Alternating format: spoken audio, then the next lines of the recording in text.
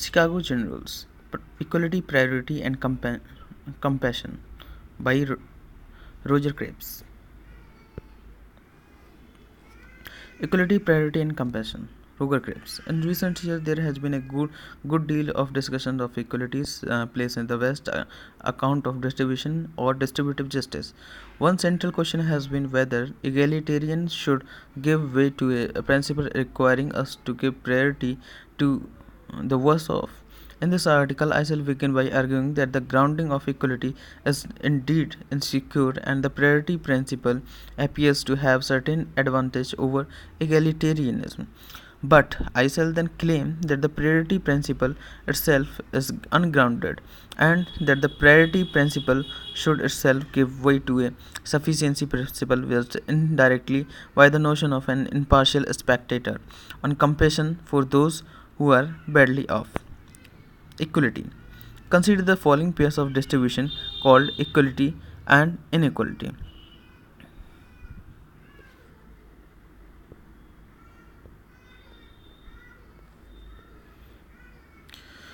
Equality, inequality. Group 1 50-50, group 2 50 10 90. Assume that each group contains the same number of people, say 1000, and that there are no question of desert at issue. The numbers represent the welfare of each individual in each group. The individuals in equality have equally good lives, while those in inequality have lives that are either much better or much worse than the lives of those in the inequality. According to the traditional utilitarianism, given the opportunity of bringing about either outcome, there is no reason to choose one over the other. But many think that there is a strong case of equality over inequality. Why is this?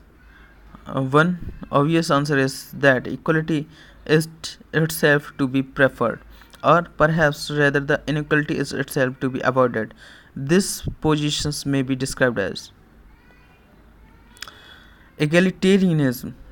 One outcome is to be preferred to another insofar as undeserved inequality is minimized. Egalitarianism has long faced a problem which Derek Parfit has recently called the leveling down objection. Consider the following outcomes. LD equality, group first, a group second. Inequality 2, 99, 100, group 1, 99. According to egalitarian, LD equality, insofar as it is perfectly equal, is preferable to inequality. This seems highly counterintuitive.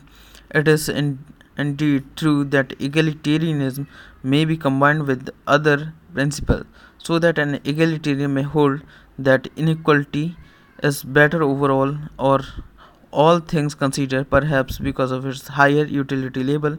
But the problem of egalitarian is that its claiming any reason for preferred LD equality appears to count heavily against it.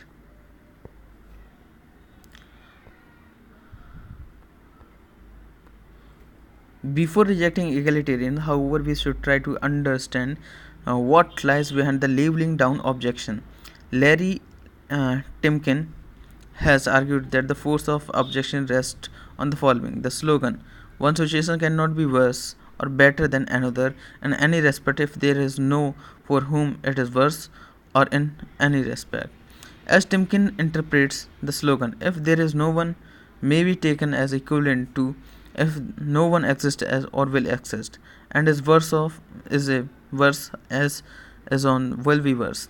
A serious problem with such a view that is that it cannot resolve Derek Parfit's non-identity problem. Many of our actions will affect the identity of those who are born in the future, because they affect which sperms will fertilize which eggs. Consider, for example, the conservation of resources. If we choose not to conserve, that is going to affect our lives greatly, and consequently the identity of any children that we have, and of course the identity of any children that they have. Thus, even if we make the quality of human life in the future much lower than it might have been, future generations cannot object, since no particular persons can be said to have been harmed. Since the slogan cannot explain why it would be wrong not to conserve resources, it should be rejected. But I myself do not believe that it is the slogan that underlines most people's dissatisfactions with the implication of this egalitarianism in labeling down cases. The slogan involves person affectingness, the notion that what matters morally can be only what affects those who do or will exist. But what is worrisome about egalitarianism is independent of person affectingness in this sense. Rather, the worry arises from the idea that what matters morally could be something that was independent of welfare of individuals. This idea may be captured as the following: the welfarist restriction in choices affecting neither the numbers nor the identities of the future people, any features of an outcome O that results in any individual in that outcome being undeservedly worse off than in some alternative outcome P cannot count favor of O except of the extent that another in O might be made not undeservedly better off.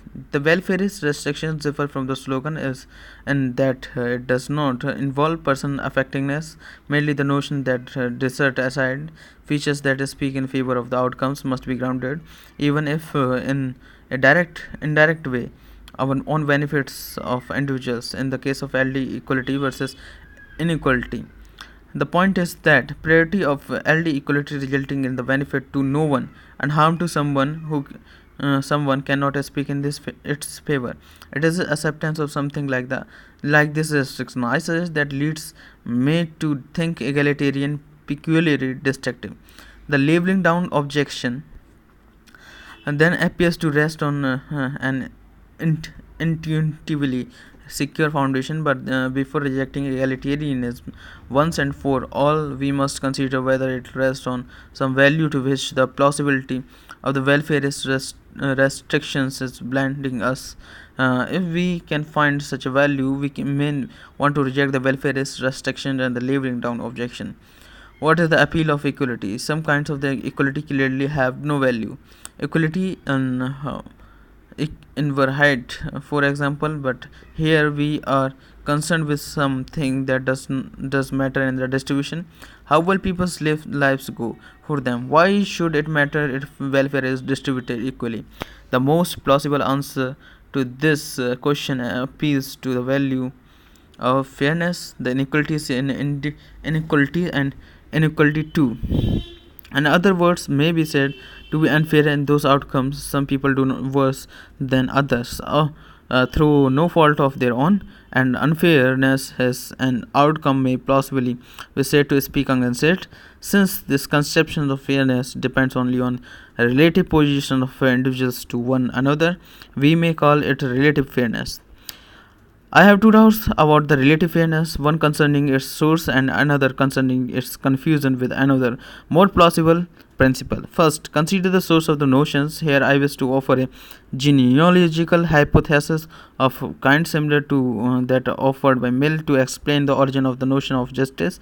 According to Mill, on my reading of him, our sentiment of justice, which might otherwise be taken to constitute insight into a non-utilitarian moral principle, has emerged out of two natural tendencies toward self-defense and towards sympathy with others. The essential idea is that the sentiment of the justice has developed out of the natural desire that harm be done to those who harm others. This genealogy is meant to throw doubt on the self-standing normative status of the principle of justice on the ground that they have emerged through a non-rational process from natural and non-rational desires. Though of course, Mill accepts that they are extremely important secondary principle whose place in our customary immorality is justified by the utilitarian principle. What I want to suggest is that a similar story may be told about the relative fairness based on the natural dispositions human beings have towards envy. And once again, the tendency of sympathize envy involves at its heart, and the desire that the good is in question to be removed from the person envied for their possession of the good and anger at the possession. Generalized though sympathy in way becomes anger at any one's doing better than anyone else. Note that I am suggesting not that appeals to relative fairness rest on the envy, but that they have their ultimate source in envy, generalized through sympathy. The idea is that generalized envy may have become through a process of cultural evolution. The principle that is bad if through no faults of his or her own, one individual does worse than other. Relative fairness so adapted need involve no ill will to better off and may indeed function in case in which ill will would be quite out of place when one is considering inequalities in societies in the distant past or inequalities between oneself and those who are worse off than oneself. Further, relative fairness may be tied to notions such as self-respect and rational consistency, or it may be limited by other principles such as those of desert. But the question is whether one appropriate moral weight has been given to these other notions. The origins of relative fairness is in generalized envy throw it into doubt as a moral notion with its own independent weight. There may, of course, be much to be said in the favor of keeping the notion, as in the case of the justice mill, and it may be that despite its origin, relative fairness is ultimately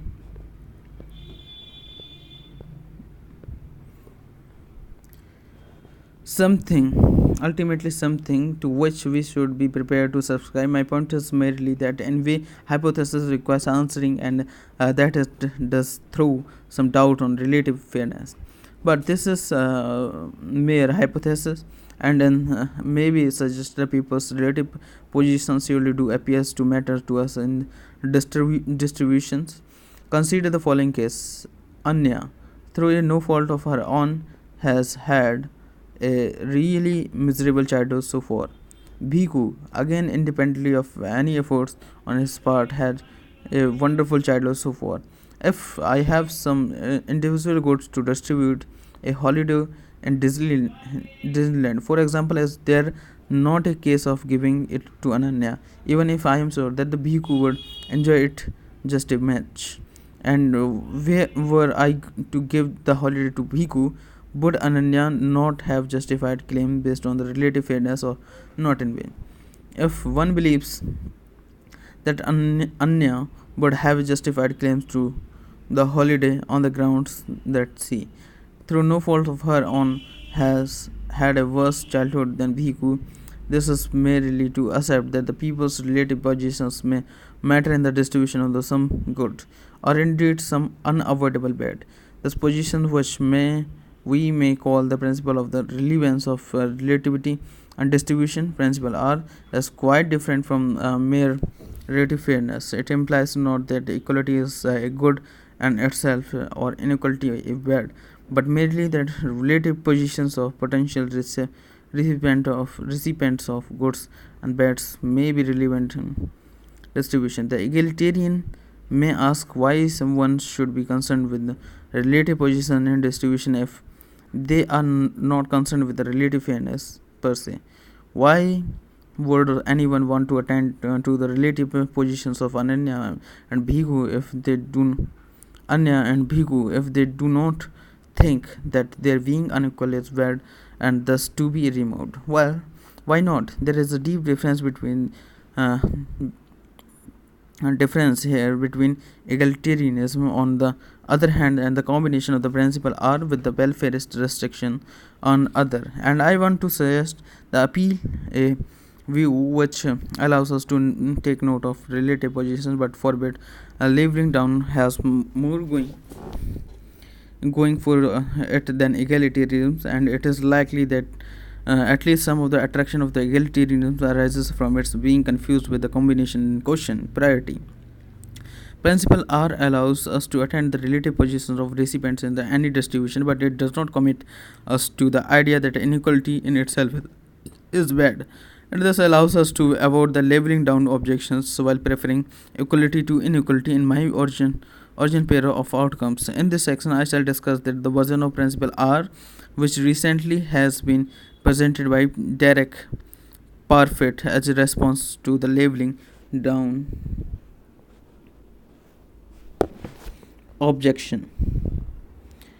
According to Parfit, those known as political egalitarians have concern often not with the mere equality but with the plight of the worse off, as they have wished to give the worse off priority.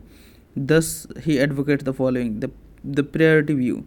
Benefiting people matters more than worse off these peoples are. The difference between a concern for relative fairness on the one hand and the priority view on the other hand can be brought out by noting that relative fairness is comparative, whereas the priority view is not.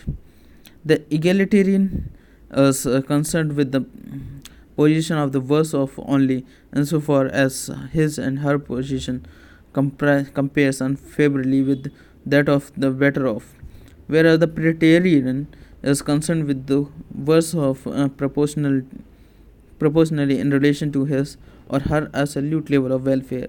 Let me let me now attempt to find the most plausible versions of the priority view. Consider first Nagel's suggestion that we might see ourselves as seeking a kind of the unanimity in assessing outcome. The essence of such a criterion is to try and a moral assessment to include each person's point of view separately, as so to achieve a result which is in a significant sense acceptable to each person involved or affected. It is possible to assess each result from each point of view to try to find the one that is least unacceptable to the person to whom it is most acceptable. This means that any alternative will be more unacceptable to someone than this alternative is to anyone. This preferred alternative is, and in that sense of least unacceptable, considered from each person's point of view separately. A radically egalitarian policy of giving absolute priority to worse off, regardless of numbers, would result from the always choosing the least unacceptable alternative in this sense. On this conception, the priority view may be stated as the following: the absolute priority view. When benefiting others, the worst of an individual or individual is or are in to be given absolute priority over the better off. Consider the following distribution where the VP is the worst of person and each group contains 1000 people. Status quo 8.9, 9.1, group 100. Absolute priority 9, 9.1, 100. Expanded concern 8.9, 100, 100. The absolute priority view in this case favors moving from status quo to absolute priority rather than to expanded concern. The key notion in Nagel's elucidation to the contractualist view that we must consider each person's point of view separately.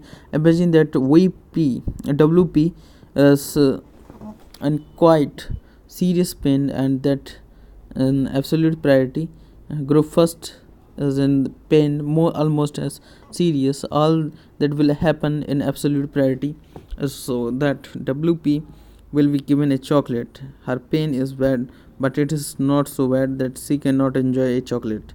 The absolute priority view favors giving her the chocolate over elevating the serious pain of 1000, because the absolute priority view is an enumerative maximum principle. It will, like Rawls' difference principle, allow the smallest benefit to the smallest number of worst off to trump any benefit, however large, to any but the worst of even the next worst off. and if it may be thought is almost as absurd as leveling down, what is required then is a principle that allows us to give priority to the worst of, but in giving priority to take into account the size of the benefits at stake and number of people who will benefit. So, understood, the priority view is essentially a non-lexical weighting principle. The weighted priority view. Benefiting people matters more than worse of those people are. The more of those people there are, and the greater the benefits in the question. The weighted priority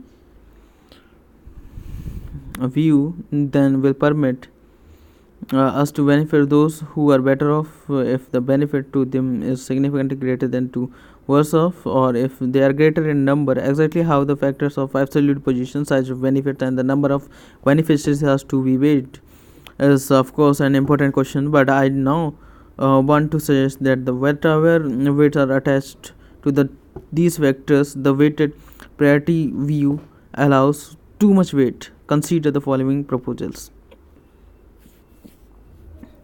Improvement in the label. Weight, overall value. Weight 100, 100, 2, 3, 99, 99, 3, 4, 98, 98. 99, 3, 3, 99, 100, 2, 2, or 100, 101. The chart represents the moral weights attached to the improvements in the position of any individual. If, for example, I can offer 1 unit of the good to be distributed to P, who already possesses 1 unit, 2 units to Q, who has 2 units, or 3 units to R, who has 98. Then the overall value of my so doing will be as follow. P has 1 gets 1, 100. Q has 2 gets 2, 99, 98, 197. And R has 98 gets 3, 3 to 1, 6. Attention to the size of the benefit that requires me to benefit Q in this case. But if we imagine that there is another person P dash who is also in position P's position, and to whom I may also give 1 unit when benefiting P, everything else remaining the same, the overall value of benefiting P and P will be both one have 1 each get each, 100 plus 100, 200. In this case, the number of beneficiaries outweigh the importance of the amount of benefit available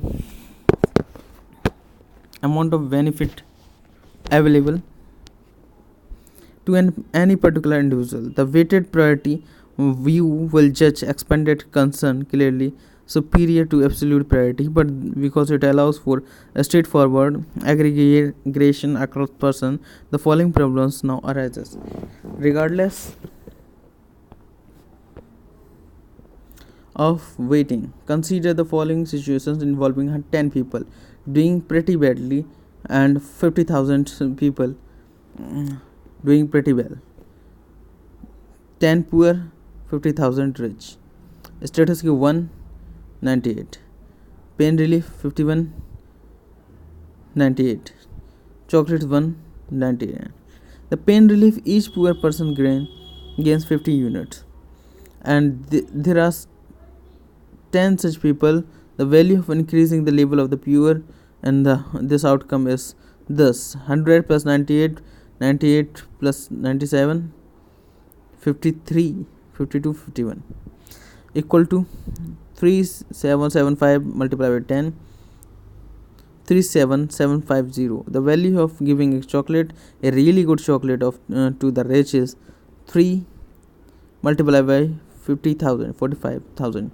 In other words, the weighted priority view, though it may avoid the requiring us to give the smallest benefit to the smallest number of the worst off at the largest cost to the largest number of those only slightly better off, does require us to give tiny benefit to those who are very well off at huge cost to worse off. Its readiness to aggregate straightforwardly all the way up leads it filled It failed to attach the appropriate moral significance to the size of benefit and the number of the recipients. This anything an even less palatable position than the absolute priority being. Since the view at least always skews distribution in favor of the worst off, it will not solve the problem to allow the weighting to operate only at lower levels. For as long as the number of the rich is large enough, priority may be given to the benefiting them to a small degree rather than benefiting in the worst of to the large degree. The problem is arising from the straightforward aggregation. So one possible solution here could be to decrease the weight attached to the number of the individuals. Consider the following: the number weighted priority view.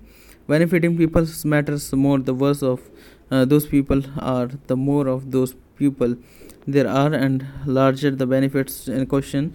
But the number of the beneficiaries matters less the better of the question they are. It may be claimed that, for example, that the importance of the number of the asymptotically approaches zero as they become large.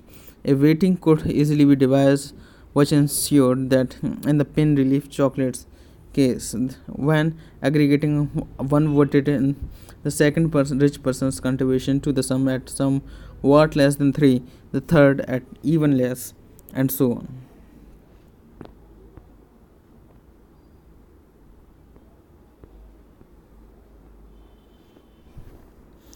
In such a way that the total was lower than 37750, thus respecting our institution. But now consider what I shall call the Waverly Hills case, in which you can offer fine wine to different 10 groups of well-off individuals, or 10 rich people, or 10,000 super rich. Status quo 80, 82, 80, 90, 1992.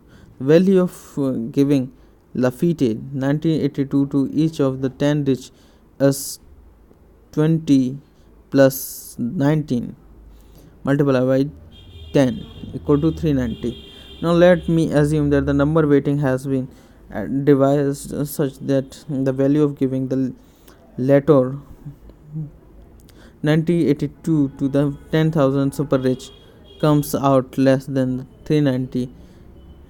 How the figure might be calculated is not important for the purposes of this example. Once again, I suggest a modification of the priority view has taken us from one extreme to another, from allowing that numbers count straightforwardly to denying them appropriate relevance. It seems somewhat absurd to think that the rich should be given priority over the super rich, to the extent that the aggregation is entirely forbidden in the case of the latter. Indeed, what the Waverly Hills case brings out is that once recipients are at the certain levels, any prioritarian concern for them disappears entirely. This implies that any version of the priority view must fail. When people reach a certain level, even if they are worse off than others, benefiting them does not in itself matters more. And this seems to me to be true even if in a Waverly Health case the utilities are given. That is, even if the beneficiaries to each of the rich and the super rich are identical and their numbers are the same, there still seems to mean nothing to be said for giving priority to the worse off. At this level, only utilities matters, so there would be nothing to choose between the two distributions. In the first final section of this article, I shall outline an alternative through the priority view based on the lesson learned so far. Compassion. Egalitarian failed because relative fairness is not a value. The priority failed because, since priority is not always a value, it cannot explain why we think priority should be given in those cases in which we think.